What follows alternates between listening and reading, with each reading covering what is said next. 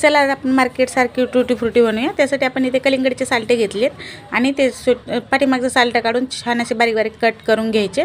त्यानंतर आपण ना याच्यामध्ये एक टोपामध्ये पाणी मांडले गरम करून, त्याच्यात पाणी उकळल्यानंतर यात सगळं आपल्याला हे टुटी फ्रुटी टाकून 10 मिनिटासाठी उकळून घ्यायची। त्यानंतर एका चाळणीत काढून घेऊया। आता पाणी नितळून द्यायचं पूर्ण। तर आपण इकडे 1 वाटी साखर घेतली, 2 वाट्या पाणी टाकायचं आणि साखरेचं आपल्याला सिरप बनवून घ्यायचं आहे। त्यानंतर साखर बघा पूर्ण मेल्ट झाली। त्यानंतर आपण हे सगळे याच्यात टुटी फ्रुटी टाकून 10 मिनिटं याला छानपैकी असं उकळून घ्यायचं आहे आणि 10 मिनिटानंतर गॅस बंद करायचा उकळल्यानंतर। आणि आता हे 3 वाट्यामध्ये 3 कलरचे बनवते, तर 3 वाट्यात आपण समप्रमाणात टाकून घ्यायचे सिरप बरोबर। आता याच्यात 3 कलर टाकले, तुम्ही तुमच्या आवडीप्रमाणे कुठलेही कलर टाकू शकता।